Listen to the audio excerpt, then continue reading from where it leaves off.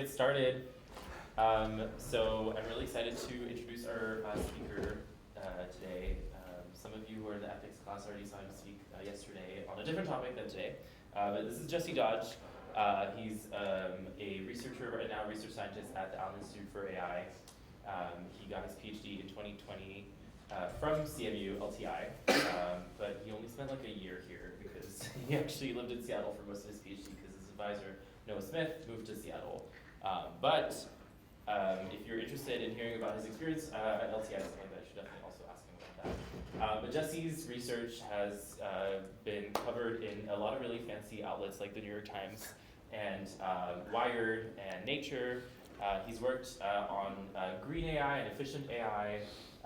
He's also done a lot of stuff on helping NLP and just general like machine learning science be more reproducible. So if you've ever submitted to a conference and filled out the reproducibility checklist or responsible research checklist, responsibility check, I forgot what the responsible NLP checklist. Responsible NLP checklist, that is thanks to him. There's some really interesting insights, hopefully, that we'll hear either in this talk or later coming out of these kinds of works as well. So yeah, one last thing that I'll say also, Jesse has won a Test of Time Award last year, which is really exciting on like vision and language. Yeah. Type of research. I know, I'm so young, yes. So young. I'm so young, yeah. All right, so let's give it up for Jesse. Thank you. It's great to be back. So yeah, as Martin mentioned, I've worked on a lot of different things. Today, I'll be talking about efficiency in NLP. I usually say my work falls under the two umbrellas, efficiency and reproducibility. So I'll talk about efficiency, but then if you guys want to ask about reproducibility stuff, I'm more than happy to talk about that. We can talk about that at the end. And if you have any questions during the talk, I love questions. I like it to be sort of a dialogue. So please do feel free to just speak up or raise your hand or whatever and make it engaging. I think that's great. OK. So as Martin mentioned, I'm a research scientist on the Allen NLP team at AI2. And today I'll be talking about some of the work that we've done over the last few years. So the field of AI has seen remarkable progress on a broad range of tasks in recent years, partly driven by increasingly large models trained on increasingly large data sets. Here on this plot, we can see the number of parameters in some large models from a few years ago. I took this plot from a Microsoft blog post back in 2020. But of course, this trend has not slowed down. So models like GPT-3 or those trained by DeepSpeed are, in fact, way off this scale. And of course, now GPT-4 has been announced, but they were not transparent about it, so we don't know how many parameters it has. Around this time, we also, I saw this image floating around online. We were naming a lot of our models after Sesame Street characters. And so this image is meant to evoke sort of the dramatic increase in computational cost and the impact that that has on our community. More recent work has continued to see this trend. So this paper came out last year in which they described that we are in, there are sort of three eras for the growth rate of the computational cost of AI. And today, they argue that we are in what they call the sort of large-scale era.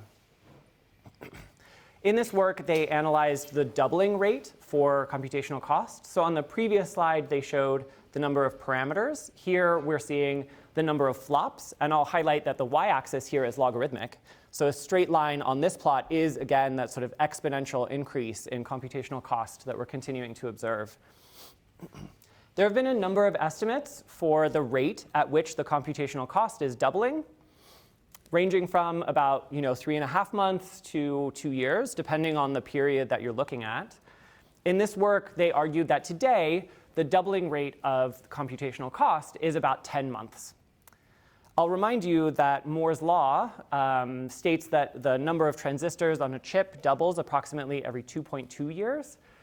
So the computational cost of AI systems is dramatically outpacing even Moore's law. And I'll say that many people are saying Moore's law is dead. We're not still seeing this hardware increase. And so we are just increasing the amount of compute by increasing the number of, for example, GPUs or other types of accelerators. And then just last week, I saw this tweet. The tweet says there's a new book coming out and then it has this image of a Lovecraftian monster on it, and the title is Training Large Language Models with the subtitle, It Hungers. So I think of this as sort of an updated version of that Elmo on fire image from the last slide. This paper came out last year, but we noticed this trend back in 2019. And so we wrote our paper, Green AI, in which we argued there are two implications that really need to be considered from this increase in computational cost. These two stories are nicely captured by these two pieces of press covering our work. So at the top, we argued that there is this increasing concentration of power, which we've only seen become more true, right? Some of the largest, most impactful models are trained by just a small number of labs. And that AI researchers really need to, at some point, start considering the environmental impact of using all the electricity, using all of the hardware to train our models. And so here, this is going to be sort of, both of these are going to be sort of recurring themes throughout this talk. We also, in this paper, introduced the Green AI equation. And we're going to dive into this equation in a little bit more detail. So here, this equation is meant to roughly estimate the cost of getting a result in AI. And so the first term here, you can think of each term as representing the cost of a particular part in the machine learning pipeline. So the first term here is the cost of processing a single example. This is like applying your model just to one input and producing a single output, or maybe this is a training example, so it's updating its weights. This is effectively a subroutine of processing a full data set. So every time you process a data set, of course, you have to go over all of the examples. And this is a subroutine of the number of experiments that you're running. And so here, this acts as an outline for our talk. So I'll start by discussing some work that we have on efficient domain adaptation, just looking at a single model. And then I'll take you on a journey. And we're going to increase the scale that we're looking at progressively throughout this talk. So we'll start by discussing just one model, and then we'll scale up. And we'll talk about some recent work on building and training on some of the largest data sets that have ever been created, the web scale corpora that we've worked on documenting. And then again, we are going to scale up further and take sort of a bird's eye view of the impact of the entire research community. So, when you're running many thousands of experiments and those experiments are larger, they're trained on large data sets, and your models are larger, right? The computational cost is dramatically increasing, and at some point, we argue that we do need to consider the climate impact and at least have some initial measurements of the CO2 emissions from our work. How's this sound? Thumbs up. I got a few thumbs ups. Great. OK, so diving right in, we're going to start by talking about our work on efficient domain adaptation. This is work done by my intern, Alexandra, last year. This was published at NACL. Here is our setup, this problem formation. So we know that large language models are trained on these massive, diverse, heterogeneous corpora. And this leads to models that have the ability to process text from many different domains, right? They're very generalist models during pre-training. Still, we often need to use our language models for specific downstream applications. Let's say you've got a set of textual domains and you want to continue doing language modeling. If I was a scientist trying to work with some scientific domain and I wanted a language model to help me process my data, then maybe what I will do is take that language model and continue training it on the data from my specific domain, right? This is sort of what we would have done maybe 3 years ago, maybe 4 years ago. Of course, this is computationally way too expensive. We can't train something like GPT-3, all of the parameters on our domain of interest. And so people typically turn to approaches like adapters, which is an example of a parameter-efficient approach where you just train some subset of parameters. Or there's lots of ways that you can sort of have a more efficient approach for adapting a general purpose model to your specific domain. I'm not going to go into too much detail about adapters. I've just got one little graphic here. So for those, to give you guys a general sense of what adapters are like, imagine you've got your neural network here. This is your large pre-trained language model. An adapter fits in between a pair of layers like this. So you keep the rest of your actual model frozen. Your adapter fits between some layers. It just has a down projection, a nonlinearity, and then an up projection again. And you only train the weights in your adapter. OK? So this is what we'll be using through this portion of the talk, is where we are training adapters on different textual domains. This is our setup. And there's a few different ways you can do this. One is to, for every in-domain data set you've got, you can train one adapter. Another, which these are both baselines for us, another is to take a single adapter and train it on all of your in-domain data, from sort of mixing all of the domains together. And here what I'll highlight is that having one adapter per domain, this is effectively only having domain-specific parameters, right? Every, for example, this domain adapter that's trained just on science text has never seen text from the other domains. And the opposite is true for the other baseline, which is one adapter for all domains, right? You've got one adapter, it's trained on the mix of all. There's no domain-specific adapters. So here our goal is to beat these baselines by having an approach I will introduce on the next slide that is more efficient and has better scaling as you increase the number of domains. So this is our problem setup. And spoiler alert, the way we're going to do this is by finding a sort of mixture between these two extremes. So instead of having only domain specific or only domain general, we'll have a mixture of the two. OK, so how do we go about doing this? Our idea starts by using a hierarchical representation over our data. Here we use a tree. So imagine you've got 4 textual domains that you're interested in. Those correspond to the 4 leaf nodes at the bottom. In this work, we use text from different, that's scraped from different URLs. So text scraped from frontiersin.org. This is taken from C4. And we use the URL as a proxy for textual domain. So text that was scraped from frontiersin is slightly different from text that was scraped from journals.plos.org. Those are both scientific journals. And so we place them together. They're neighbors in this tree. In this tree, this is a tree over our data. But we have one node representing one adapter. And so an adapter here, like adapter 4, is trained just on the domain-specific data. So it's trained just on Yelp, while adapter 6 is more general. It's trained on everything below it in the tree. So in this way, we've got a mixture of some domain-specific and some domain-general adapters. So what does the model actually look like? Here, when we have a mini batch from, say, frontiersin, we have the path from the root to the tree active. That means those 3 adapters are all processing data from this textual domain.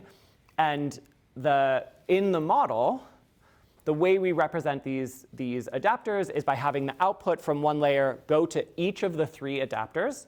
And then the outputs from those adapters are all averaged together, right? So on the modeling side, this is fairly straightforward. The adapters are all sort of in parallel next to each other. And the tree structure is what tells us which adapters to have active. OK. So training, relatively straightforward. You find the path through the tree that corresponds to the leaf node that your data is coming from. And then you update all along that path. For evaluation, when evaluating in domain, you do the same thing. That's also relatively straightforward. When evaluating out of domain, we have a little bit of, this is sort of an open question. So let's say you get some new textual domain, and you need to find some path through the tree. You can use some sort of similarity between the new domain that you've got and your in-domain data. And maybe, let's say you find, for example, that TripAdvisor, through textual similarity, is most similar to the data you've already got from booking.com, right? This matches our intuition, and this is, in fact, what we found through using the textual similarity that we used. Interestingly, TripAdvisor as an out-of-domain source of text might actually be somewhere between Booking and Yelp. And so this approach gives us some nice flexibility at inference time where we can have multiple paths through the tree active and flexibly increase the amount of compute if we have, say, an out-of-domain evaluation that is similar to more than one leaf node. OK, so how well does this work? I should say also I am glossing over a lot of details here. And I encourage you guys to check out the paper for more. You have a question? Yeah. Yeah. So one of the focuses of this is to do it really efficiently, right? Yeah. If you have multiple paths through the tree going at the same time, adapters and many layers, it's hard to cache that. So how does that compare on the efficiency? Yeah, so I actually think there are some really interesting open questions about how we compare dense versus sparse models. And you can think of this as a sparse model, right? So like only a subset of the parameters are active at a time. So we did put a lot of effort into making fair comparisons against the comparable dense models to make sure, for example, that the total number of parameters was exactly the same from a dense model and the number of parameters that are active for the sparse model.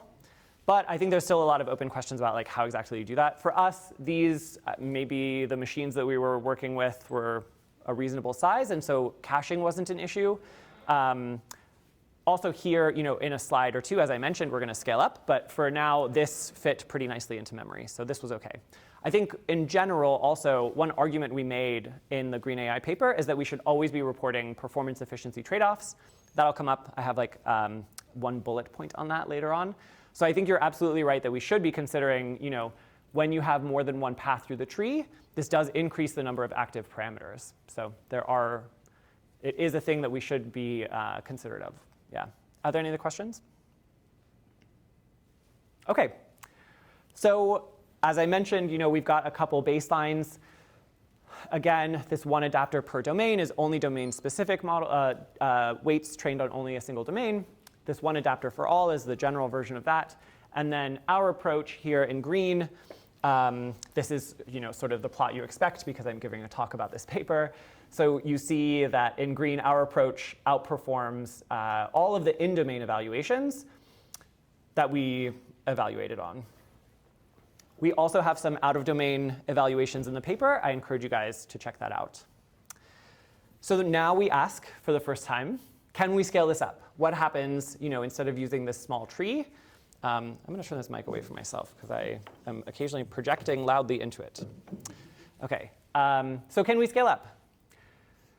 So what we did is look at 30 of the largest sources of text in the C4 data set.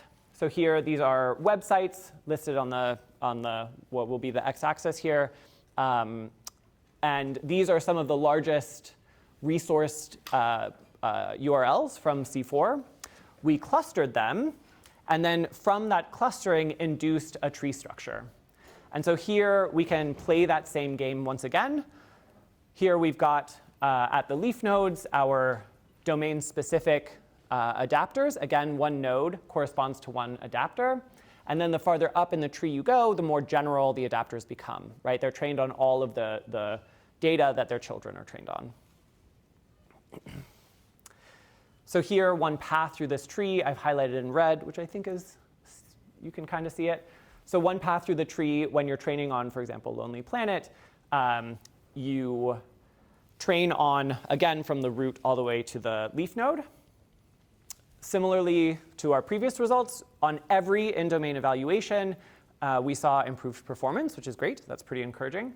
And then out of domain, we found pretty reliably good performance. And really the thing that makes our approach excel is this flexible compute, right? So you can potentially have more than one path through the tree active. OK, so now I've introduced this approach. We're going to check back in. You guys can check the paper for more, but we're going to check back in with our motivation here. So what we said is we want more efficient approaches or better performance with sort of the same efficiency, right? That's the same idea. And we want better scaling with domains. So how did we do? We had better performance when comparing against our baselines. And again, I mentioned we were really careful with those baselines, so I'm pretty confident in that. But as you increase the number of domains, we're using a tree structure, right? So when you increase the number of domains, you increase the number of leaf nodes. This logarithmically increases the depth of the tree. And so the question here that I want to ask is, can we do better? And in fact, we can. And my intern, Alexandra, came back for a second internship with us. And in this work, we have the same setup, but the technique that we're using is somewhat different. In this work, we used model soups. Can I ask a show of hands? How many of you guys know what model soups are? Cool. OK, great. I have like one slide on that. So let's talk about it. Imagine you've got 2 textual domains. And again, we're just looking at language modeling. And you want to adapt your model to a particular textual domain. Here, we'll call these 2 models expert models. So they're trained to be sort of experts on these different domains. Some recent work has shown that if you start from the same initialization and you train with the same exact architecture, then after a period of training, you can actually average in weight space. So you literally average the weight matrices together. And that leads to a single model that is reasonably good at the domains that the expert models are good at, right? So here, this is a very simple approach. And it's relatively powerful. It seems, yes, I hear whispering that it's maybe too simple. It's surprisingly effective for being incredibly simple, right? And so in this, here in this graphic, I sort of grayed out both news and scientific textual domains. But the model seems to get better performance on that than a non-expert model. And the key takeaway for us is that at inference time, these model soup, we'll call one model soup, and an expert model actually have the same cost at inference, right? There's no increase in computational cost. So for us, and we're interested in scaling, that's great. That's exactly what we're looking for. This, as I mentioned, it's a super active area of work. I think the model soups paper came out sometime in the middle of last year. Already, there is a lot of work on this topic. So I'm not going to dive into all of it. I'm pretty excited about working on model soups. I expect lots of other people are going to be. And we probably will see a lot more work on this in the future. OK, so we have some intuition. And again, I'm really glossing over details here. But we've got a lot of them in our paper. So coming back to our setup, we now have our different domain adapters. Let's say we get some out-of-domain text. Maybe this time it's about gaming. Here, when we have our set of adapters, the interesting question for us is, which of these adapters do we want to combine into a model soup? And so we might take our adapter trained on news and reviews and movies, and then we literally average the weight matrices together, and we end up with this adapter soup.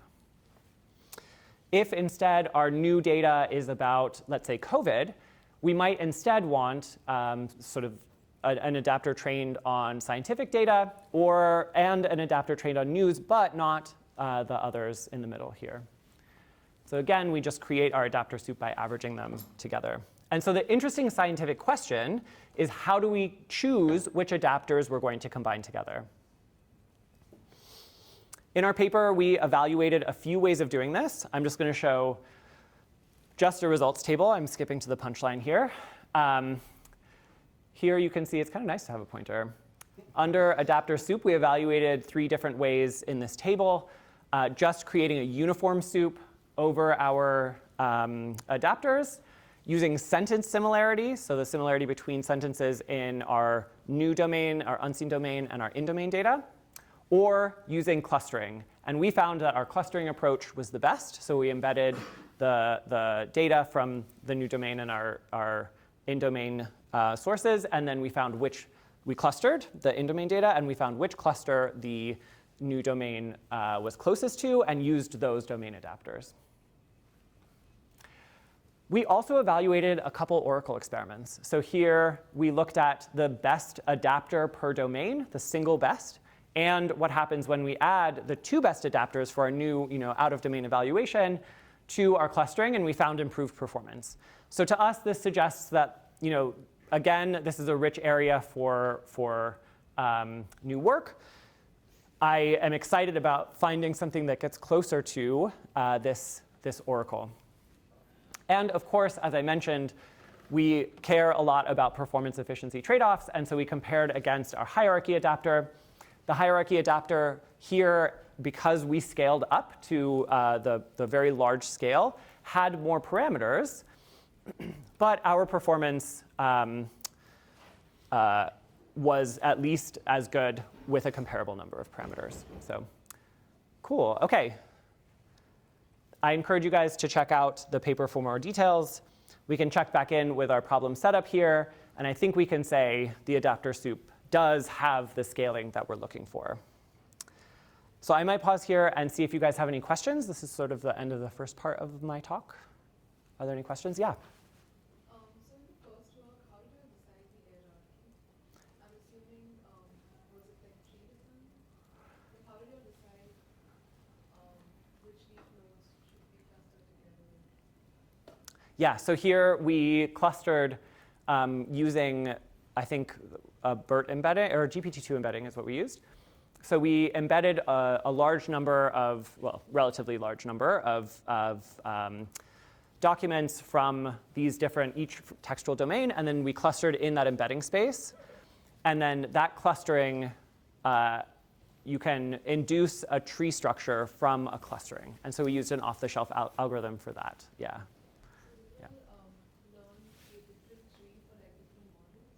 If we had done the clustering differently, yes, absolutely. Yeah, it would have learned a different tree. Yep. So the purpose behind this setup was just to show that given a tree, that it has these desirable properties. Yeah.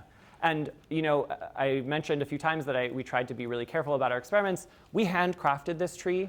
So we purposefully chose 2 scientific article sources of text to be the leaf nodes here, and then 2 reviews to be the leaf nodes here, so that we could evaluate. And I actually removed a few slides showing that when you're evaluating using exactly this setup, where these 2 leaf nodes are both active, that provides the best performance on out-of-domain data. And then it's like exactly what you would expect. So I think we found some really consistent results, which is sometimes rare in NLP, I'll be honest.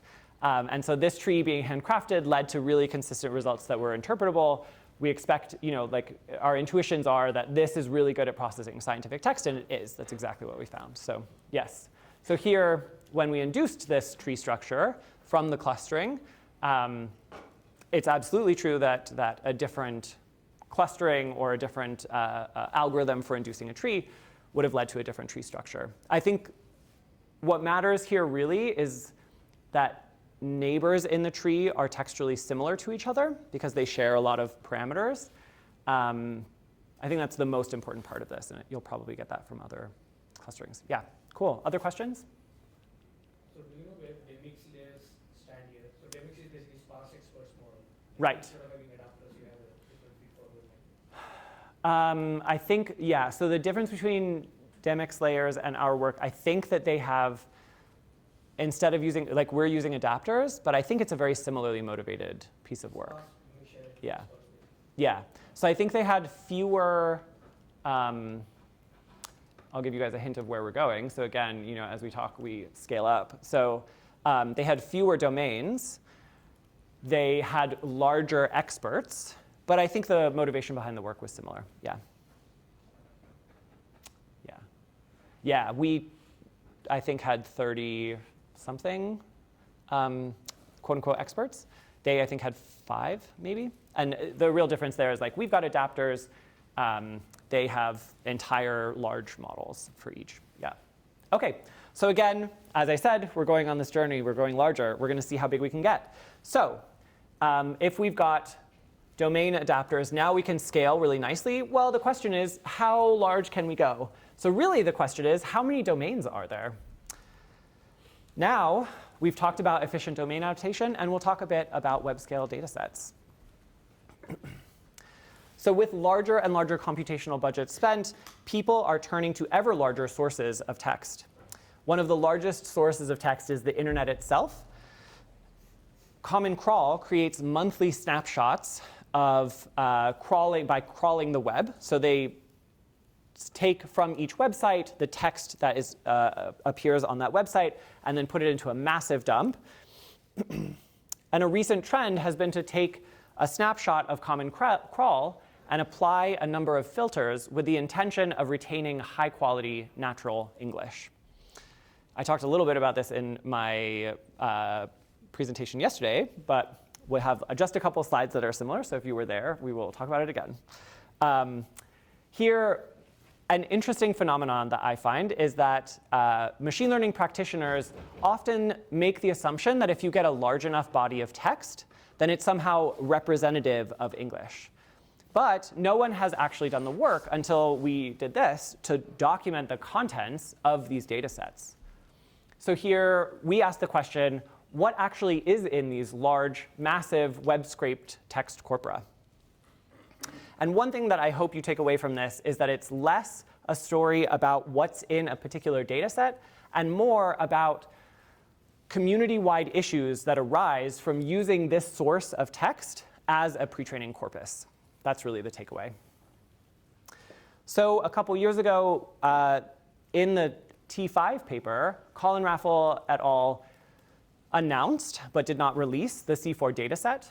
And then at AI2, we reproduced it and documented it and released it, and rewrote this paper on documenting web text corpora with, let's see, the second author here is Dr. Martin Sapp. Professor Martin Sapp. Yeah. We argued for 3 levels of documentation in this work, starting by discussing the metadata. So this is like what URLs are represented, where does the text actually come from? Then analyzing the actual included data. So that's going to be the content that your model is trained on. And finally, analyzing the excluded data. So I mentioned that the process to create these data sets is to scrape the web and then apply a bunch of filters. Those filters have a real impact. So we can analyze the impact of those filters. You can see this corpus is actually very large. So here on the bottom row, this is the one that was used to train the T5 model. This has 365 million documents. So one document contains of text scraped from one URL. So you can imagine, the motivating question here we had was how many domains are there?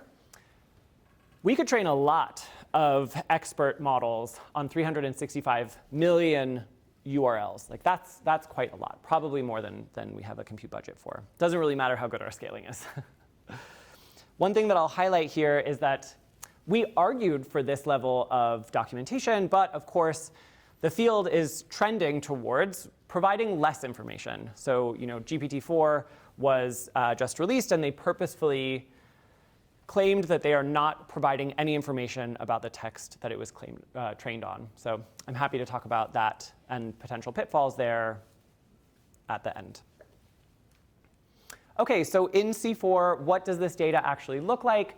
Here we've got the 25 URLs ranked by the top 25 URLs ranked by the number of tokens that end up in C4. And we've got some expected entries here. So we've got Wikipedia and the New York Times, et cetera. But we have some unexpected entries as well. So I don't think anyone was expecting that patents data ended up here, or there's so much travel and shopping.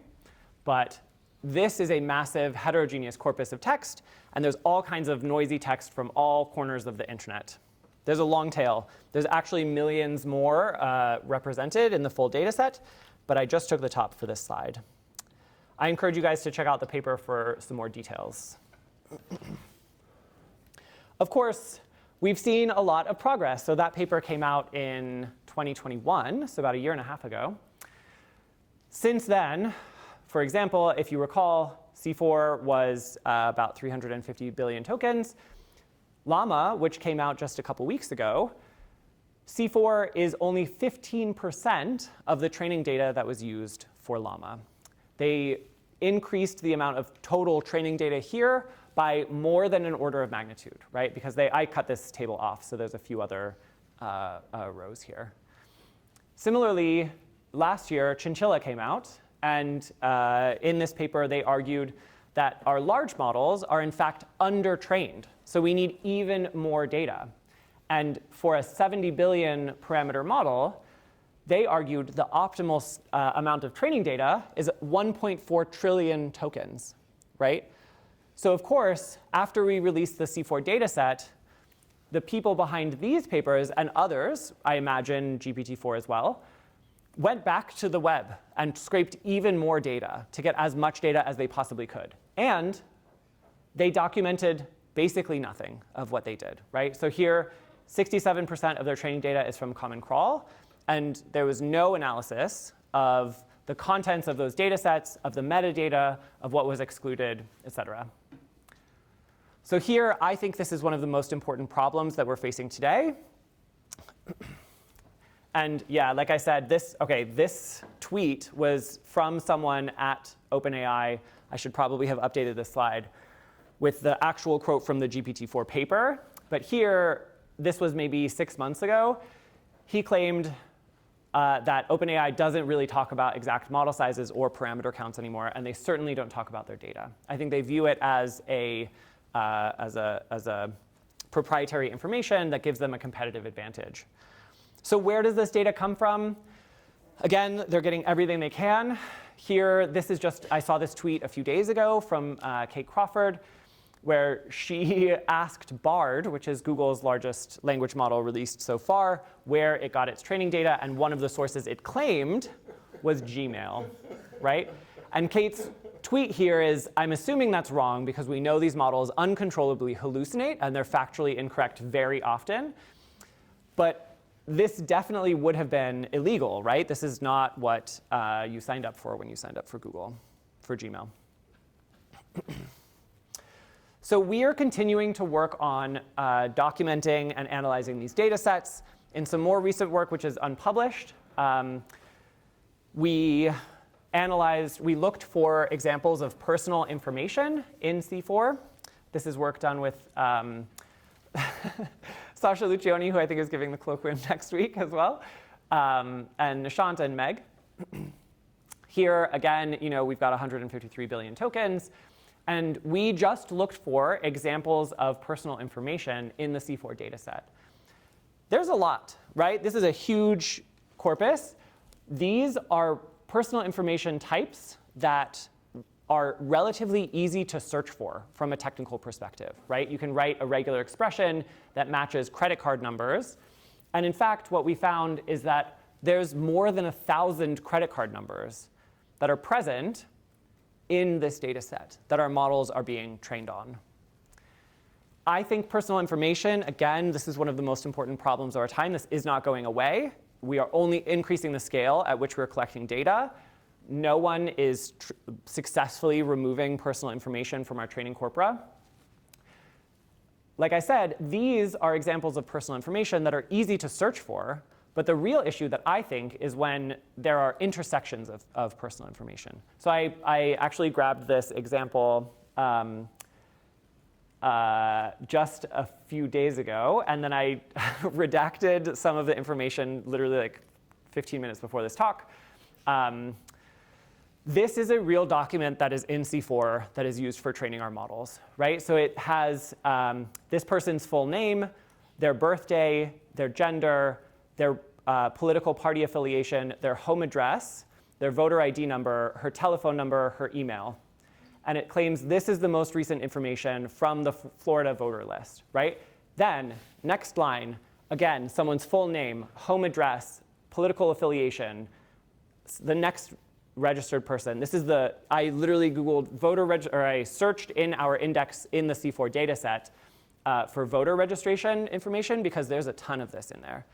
To me, this is the real issue, right? Like, this is easy to count. This is relatively from a technological standpoint. This is something that we can put a table in our paper. But when you have the intersection of these different pieces of personal information, this is where real harm can happen.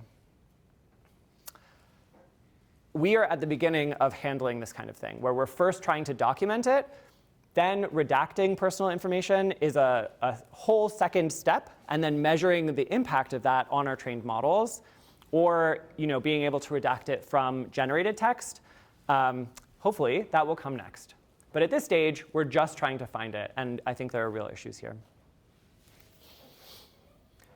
We're not just looking at the C4 data set. So here, I have just one slide on a current project.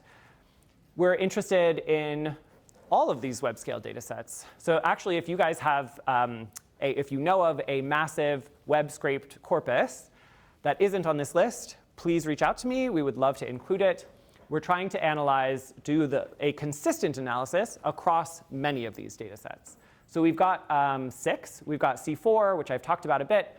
Open web text, Oscar, Stork is scientific articles. The pile is a purposeful mixture of a bunch of different sources. And then Lion is an image and caption data set that has 5 billion. We've indexed the full 5 billion, but this is 2 billion is the detected English portion of that. And again, we're trying to do consistent analyses across these different corpora. There's a lot to be done. We have to work with relatively simple tools because this is a huge amount of text, right? This is it requires some real engineering talent to be able to even measure the length of documents, in these different corpora. And we see some surprising differences, right? So here, these early peaks, maybe not a huge surprise that the image captions are relatively short. But then we also see that Oscar is shorter on average than, say, some of these other corpora. This is the first analysis I know doing any cross-corpora measurements. We also, again, sort of following the recipe that we outlined for C4, are providing information about the metadata. So this is from the Lion dataset. Here, this is the first analysis I've seen of the sources of images that are scraped from the web for the Lion dataset. And you can see the single top source is Shopify. Third is eBay, and fourth is Amazon. So I think there are some concerns here from the websites that these images are taken from. And now we know when we see this that a lot of these image caption pairs are products, right? It's like an image of a product and then a description of that product. Yeah. I won't go into too much detail here. This is ongoing work. Again, we've got some probably friendly faces here, Emma and Abhilasha. Again, if you guys know of corpora that we are not analyzing and we should, let me know. Finally, I'll highlight that we are in the business of releasing data sets for other companies. So we are a nonprofit, and in particular for the large web-scraped corpora, these are 4 examples of data sets that were built by other companies. Google built C4 and multilingual C4, and Meta built the No Language Left Behind data set and the WMT shared task on African languages. And they could not release these data sets, so we did that for them. And of course, this got some pretty favorable attention from the press. So here at the top, Kari Johnson from Wired covered our work on C4. And in this article, they described how we collaborated with Meta to release the No Language Left Behind data set last year. And I bring this up because if any of you guys end up working at one of these companies, if you're an intern, if you end up going there as a researcher, and you build a data set and you're really excited about it and you want to release it, but you can't, reach out. This is a thing that we do. It's sort of a service we provide to improve transparency, improve reproducibility, and let people make fair comparisons with models that you train. Cool. OK, this is the end of this section of the talk. I'll pause here and see if you guys have any questions. Any questions about data?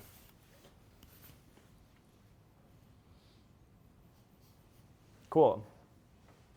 Yeah. I'm completely against using any form of personal information in training, but this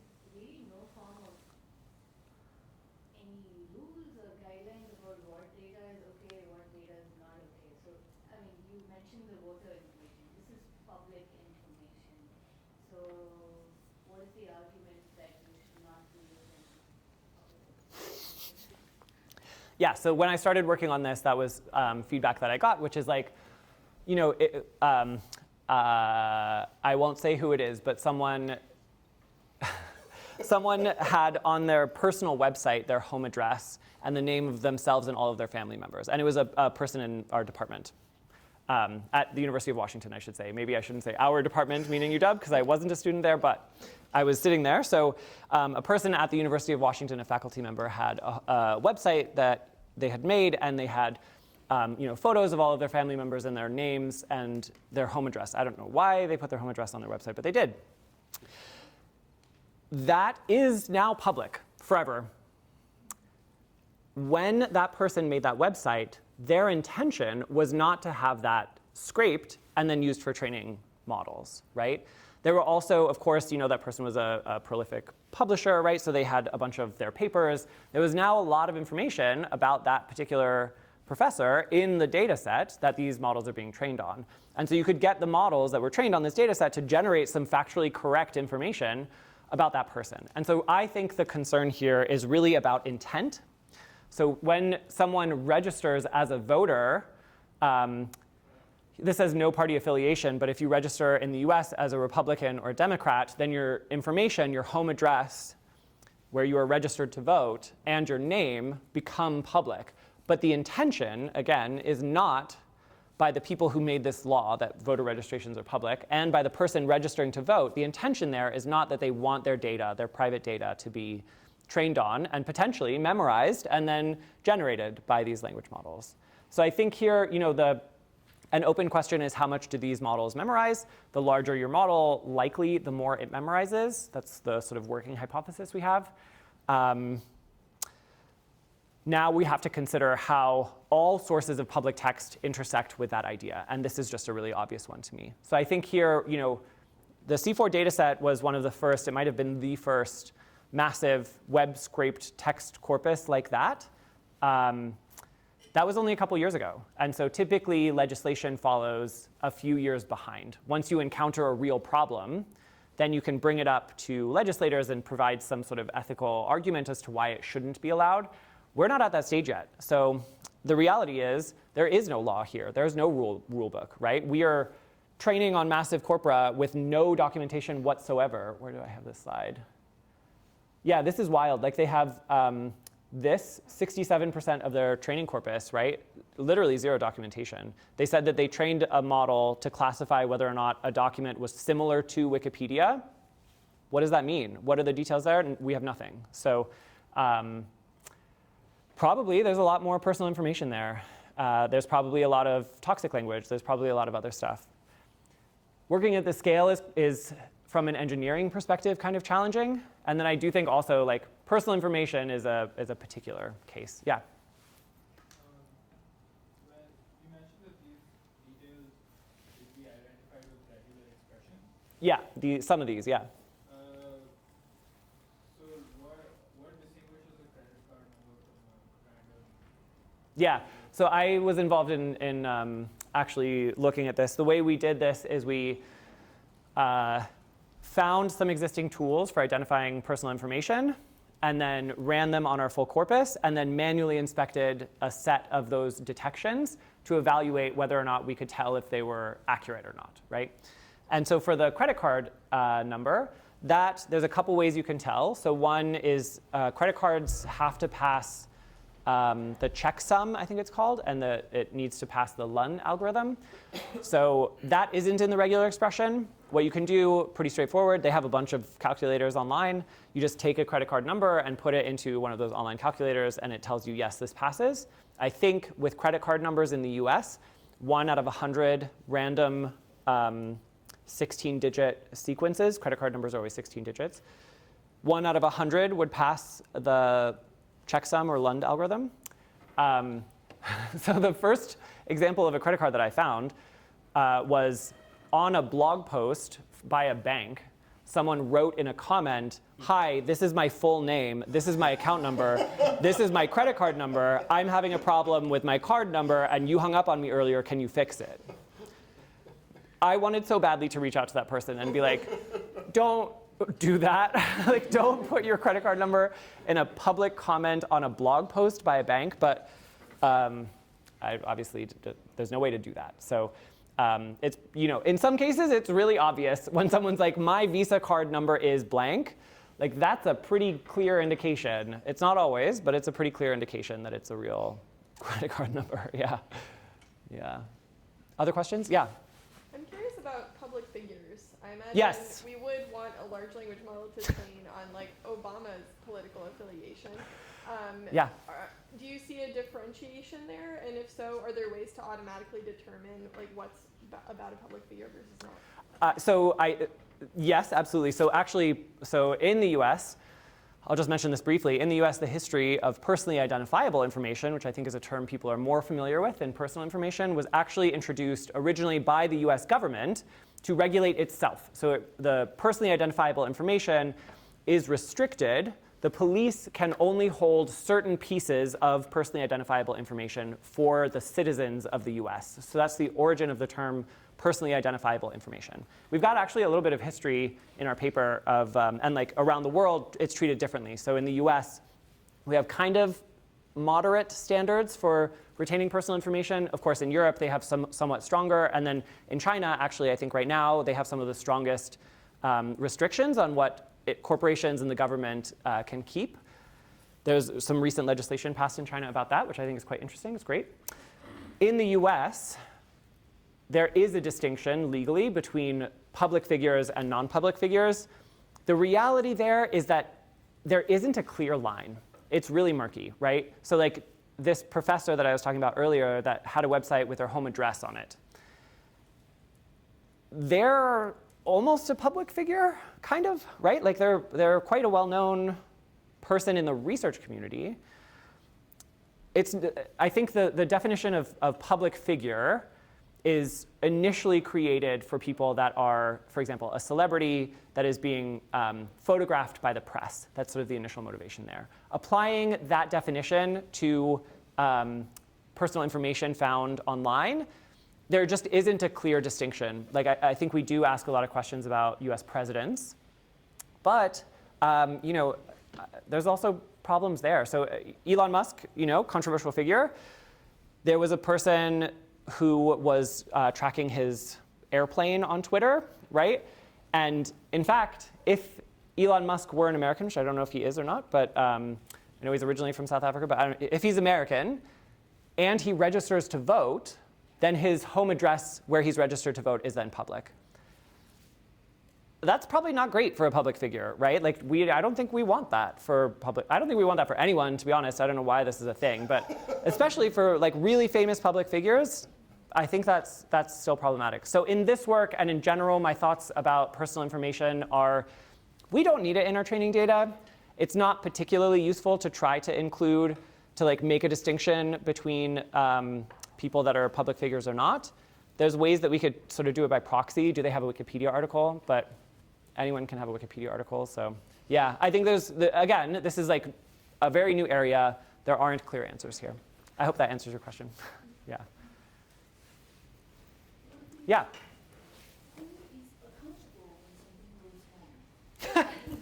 I love this question. No one is the answer. Yes, there isn't there's no accountability here the only way that I've seen that we can have accountability is in the press. We've seen a lot of when someone uses a model like Bard or the new Bing search, and it does something problematic, and the person that's interacting with it screenshots that and tweets about it, or like puts it in the press somehow. That's really the only way at this point. Because again, like I said, there's basically no legislation controlling large language models and their generation and their use. And at this point, there are a lot of problems, but there is no one held accountable. Yeah, which is, I think, exactly why. I think that's exactly why the large companies are just not putting any effort into documentation, because they don't have to. Yeah, that's the reality of it. Okay, cool. Yes, let me know if you guys have data sets you want me to release. Happy to collaborate. So then finally, the third of my talk, we're going to take the highest level view here and talk about CO2 emissions and the climate impact of the AI community. So in addition to our models growing, and in addition to our data sets growing, the number of research projects in our field have also been growing. Here I've got 3 plots of the number of submissions to 3 major conferences. We've got ACL, ICLEAR, and NeurIPS. But of course, this is a trend that we're all familiar with, right? So between about 2017 and 2020 or 2021, all of these conferences have seen more than double the number of submissions. An increasingly large number of these experiments are being trained by experiments in the cloud, right? According to some recent estimates, about 1% of global electricity demand is used by data centers today. In some recent checklists, like the NeurIPS paper checklist or the responsible NLP checklist, if you guys had to fill it out, you're encouraged to report the CO2 emissions from your submissions. So hopefully, this is something like 10,000 submissions to NeurIPS. Hopefully, some fraction of them are starting to report this information. Carbon intensity of electricity is the amount of emissions per kilowatt hour consumed. In this work, we measured carbon intensity of AI. And in particular, we provided some of the first direct measurements of common models that, for example, you or I might train. And we did it for work done in the cloud. So here, this is work I presented at FACT last year. I'm going to start with a punchline. So this is the main takeaways of this part of the talk. We used location and time-specific CO2 measurements. So this is kind of the best that you can get. We partnered with Microsoft Azure on this. So we provide these measurements in Microsoft Azure's cloud using actual data. I actually, because I don't work there, could never see the data. But the people, my collaborators at Microsoft, actually calculated, for example, the specific location of their data centers. We found that some AI workloads can have the same emissions as the average US home does in a full year. And then we introduced a couple simple choices that you can do to help mitigate some of those emissions. OK, so of course, there is significant previous work. We aren't the first to think about CO2 emissions. There's the pioneering work of Emma Struble, who's here. There's also, on this side, we've got a couple frameworks for calculating emissions, and those are maybe closer in spirit to our work. So Code Carbon actually came from Sasha Lucioni, who is going to be here next week, and she's a co-author on this work. She is there, Sasha Lucioni. EnergyViz is also another package. Both of these use large regional averages, so they aren't specific to your location. But in general, if you want to calculate CO2 emissions and you're using an on-premise machine, I actually think Code Carbon is a great option. Our work was focusing on the cloud. So here we start by measuring the electricity consumption of the GPU. We found that when training a BERT model, about 75% of the electricity consumption, we were training a BERT model on a Titan X GPU. 75% of the electricity consumption of the whole box was just the GPU. So in this work, we wanted really concrete measurements that are really inarguable. And so we only measured electricity consumption from the GPU. And so this is all going to be an underestimate. This is always an underestimate. Electricity consumption is a time series. I grabbed this plot online. This is not an actual electricity consumption. I think it's actually a heart rate, which I always try to caveat. I'm like, this is not our electricity consumption. Yes, so, but it's illustrative of the point. So you've got a time series. Region-specific emissions is also a time series. And so you might see some emissions like this if during the day you've got some peak. There's lots of people using electricity. And so you need to kick on all the generation of electricity you can, while at night there's lower demand, and so they can rely on just the most efficient electricity generation approaches.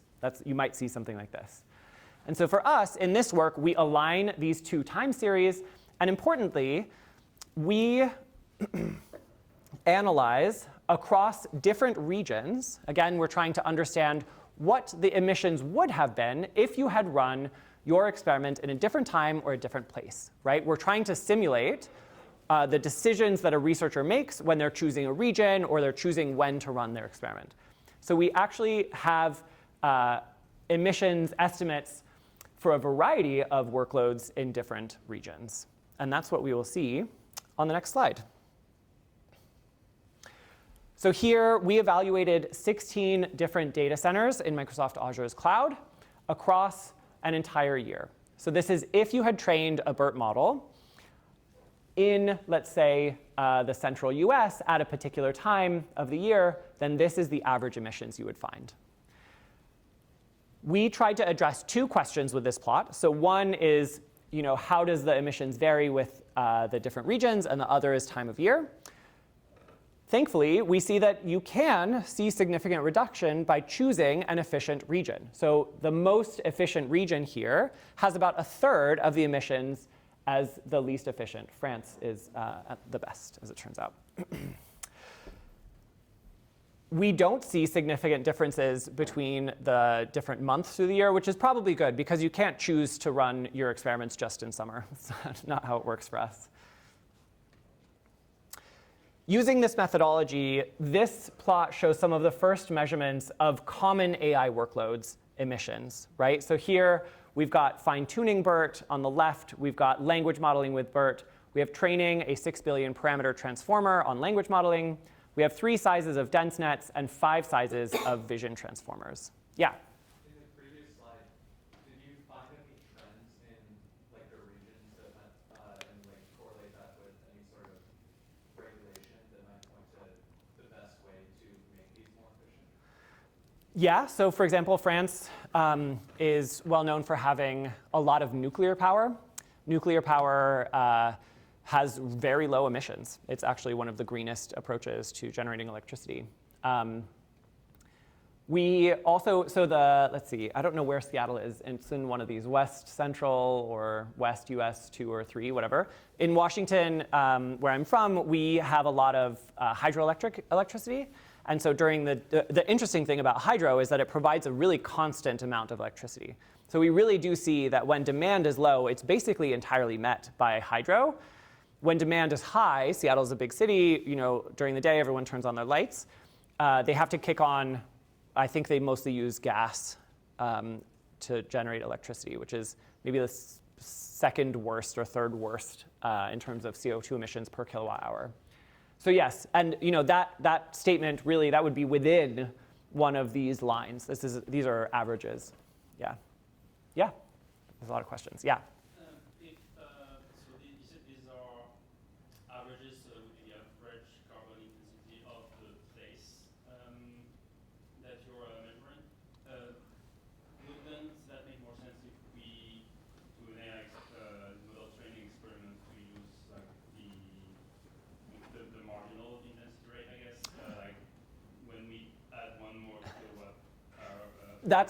Yes. So there's a lot of averaging going on because here you can see is this point going to be the entire month of August? It's actually averaged over every day, averaged over every time period. But it is exactly what we're doing. We are measuring the marginal emissions. So that is if you add this much electricity consumption to the existing grid, how much will that lead to in additional emissions? And so this the y-axis here is CO2 emissions in grams for the marginal emissions that was created by this experiment. Yes, that's a good question. Yes? Well, have you studied the construction of the data center itself? Some of them have a carbon collection, some of them don't, and depending on the building insulation and all the structure, they would vary quite a lot. Yeah, so one measurement so I should say, The only thing that we measured here is electricity consumption from the GPU, and then we used Watt Time, which is a professional organization that maps from electricity consumption to CO2 emissions per kilowatt hour. So it'll tell you the CO2 emissions for, I think it does it at the granularity of zip codes. The things that you're talking about are, let's say you have a measurement of your CO2 emissions and you want to offset it. You can collect carbon, you can plant trees. There's a whole sort of cottage industry of trying to offset carbon emissions. Most of those aren't perfect. I think that's fine. I think that's not a problem. Of course, they're not perfect. It's a very new industry, is trying to offset your carbon. Here, we're just trying to measure the actual emissions, not, let's say, net emissions by subtracting some other amount that you've offset by. So I think those are two separate stages of understanding and trying to mitigate environmental impact. Here, we're just measuring the emissions from electricity. Yes. OK. On this slide, this is my big takeaway slide from this work. So here, we've got our however many different models this is. At the top, you see our 6 billion parameter transformer.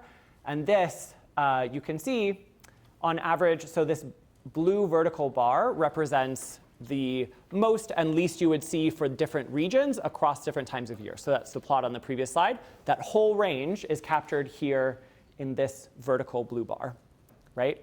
So what you can see here is no matter what region you train this model in, no matter what time of year, this has a significant amount of carbon emissions. And we only trained this model 13% of the way to completion. And this was back before Chinchilla came out, so who knows what completion means now.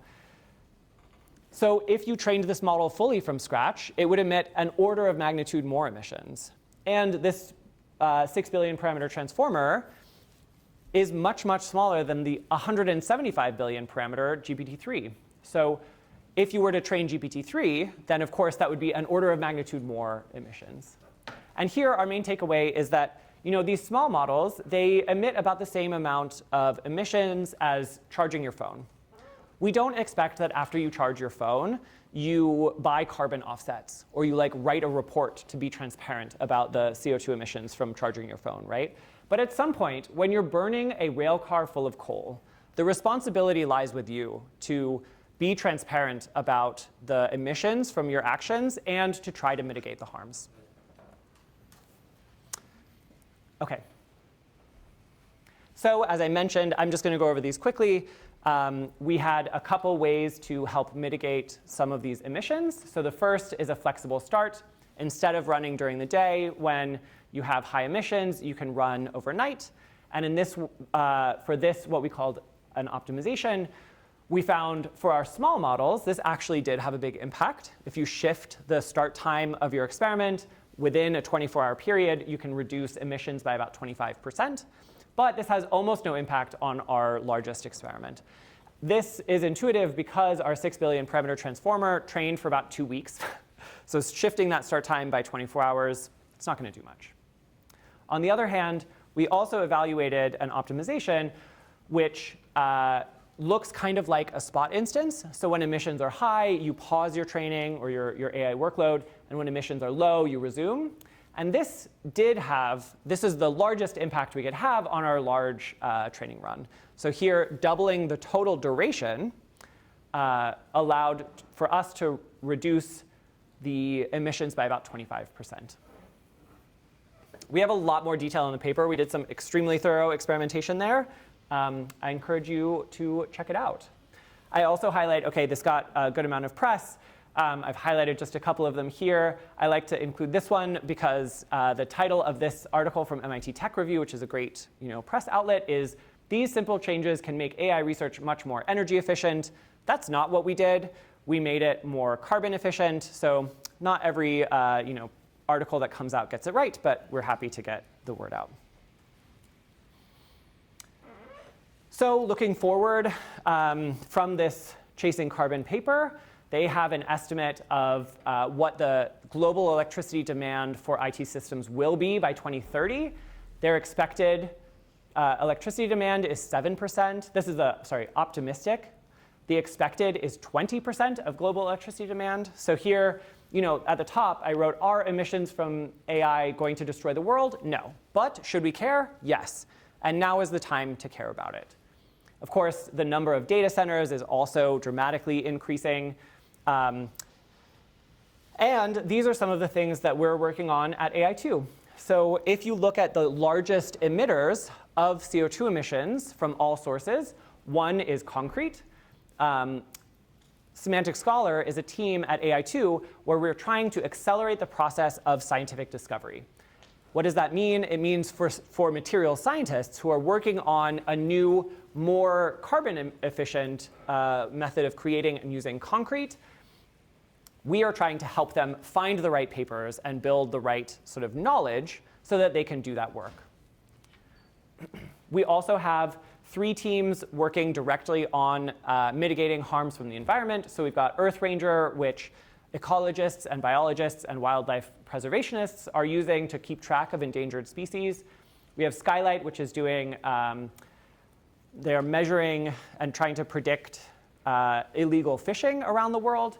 And we have a team working on climate modeling. And honestly, I think they're actually using a transformer now. So turns out the NOAA, the National Oceanic and Atmospheric Association, uses NLP models to predict the weather. This is I think my last real slide, which is that AI2, we are a relatively large company. We've got 200 people. We've got a bunch of teams. So Prior works on language and vision, or just vision. I'm so language that I think it's language and vision, but I know they do. It's just vision. It's just a vision team. OK. We've got Aristo working on question answering, Mosaic working on common sense reasoning, and I'm on Allen NLP working on all things NLP. Thank you. This is my talk. As a last thing, so I mentioned I'm happy to talk about reproducibility if you guys want, but I didn't mention it in my slides. Cool. I think we have a little time for discussion, but not too much. We'll walk over in 5 minutes. Do you guys have questions? Yeah. Do you want to talk a little bit more about the GPT-4? You're trying to get me to say something that's going to get me canceled when this video goes public. I don't know what the research community is, how the research community is going to handle having these really large models that are doing all kinds of interesting things. When we can't look at the model, we don't know how many parameters are in it, we don't know what it was trained on. It makes science really hard. I think, again, I turn to the data a lot because it's really hard to analyze the models themselves. So I think the data is perhaps the easiest hook we can get into really interesting takeaways. GPT-4, I know, because they said it in their paper, they accidentally contaminated a bunch of their test sets. They had 9 people working on contamination, and nonetheless, it's a really hard problem. So, for example, they accidentally trained on Big Bench, which is a benchmark data set that was created, and they had a canary task in Big Bench, which was meant, it actually says in the Big Bench GitHub that they created that canary so that it would not be crawled by future efforts to crawl the web to create training data for large language models, and yet it was, right? It absolutely was. So GPT-4, the fact that they are not being public about the model architecture, whatever, it's not clear to me that that is, it's just not a scientific artifact. It's not something that we can really work with. I heard, the field has been moving so fast, I've been traveling, I don't know, but I heard that Codex was going to be deprecated, and then they announced that it's not going to be deprecated. So at the same time, I fully expect, are they going to keep GPT-3 around when they want people to be using GPT-4? No. They are going to deprecate their models, and they're going to do it, especially with things like Bard or the model that is used in Bing Chat. They're going to do it without telling us, right? They're going to push a new model into production, and they're not going to tell the research community, here's an announcement. It's version 1.1 or 1.2 or whatever. And it's going to make it quite challenging for us. So I think the opportunity that I see is for us to work with large models that are public. And I hope that we continue to use models that we know something about, and not, I expect I will see some papers that only have evaluations on models like GPT-4. But I would encourage all of us to continue to evaluate on things other than just closed models. Yeah. Yeah. Even if papers release a data set and say this is what we trained on, if the training costs and the training costs are so expensive, do we expect people to actually reproduce the experiments and verify it? So this is a particular type of not reproducible results, which I've been calling practically not reproducible. It's funny that we talked about a model before GPT-3 fell into this category, where we're like, no one could possibly have the budget to train, I forget what it was, but it was like, I don't know, 7 billion parameters or something. So I call that practically not reproducible, where like maybe we have the information, but no one has the budget. We just don't have the allocation of resources.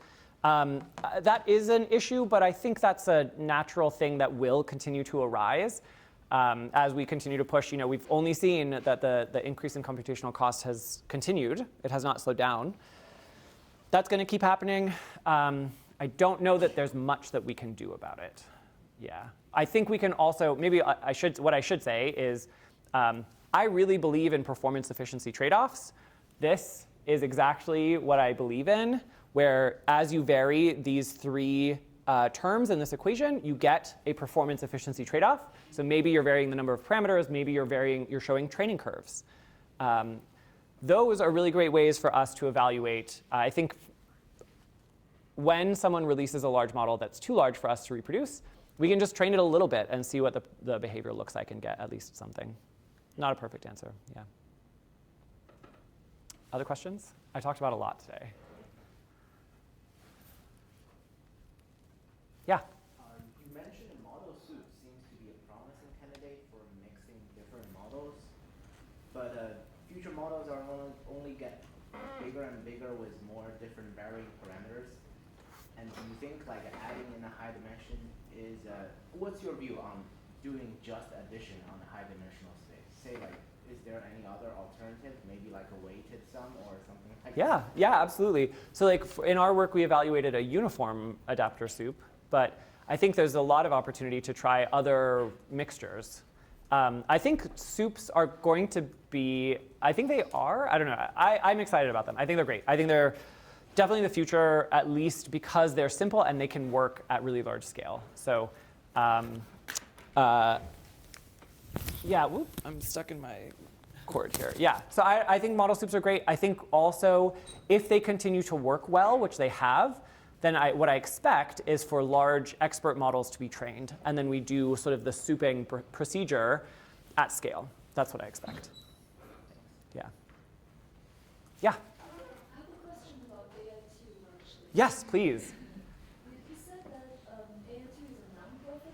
Yes. And then the first thing you showed it here right now is actually the annual research funding. How does it work? Yes, so Bill Gates and Paul Allen co-founded Microsoft. Bill Gates founded the Bill and Melinda Gates Foundation. Paul Allen started a real estate company, which is a different choice, but then we are the philanthropic arm of that real estate company, which is called Vulcan. Yes, so we have funding through that company that he founded, which is, again, it's a very large company. I think it owns a significant portion of Seattle. It also owns our football team, so there's a lot of who knows why Paul Allen decided to buy that, but he did. And then Paul Allen unfortunately passed away, and written into his will, he sort of guaranteed funding through this avenue as the philanthropic arm of Vulcan. And so there are 3 Allen Institutes, and I think we're the smallest. The other 2, one is for neuroscience, and the other is cell biology, I believe. There might be a 4th. Do you know? Does anyone know? There's at least 3. There might be a 4th. I don't remember. But I think we are the smallest. So I have to say, I think I am excited to work at this one and not the other 2. Yeah, hi. So is that 100 million for just AI2? Yes. And the others get their own? Yes, that's correct. We actually don't really talk to them very much. Like we don't collaborate with them that much. I mean, I don't do neuroscience or cell biology. I don't. So yeah, we just do AI. Yeah. Other questions?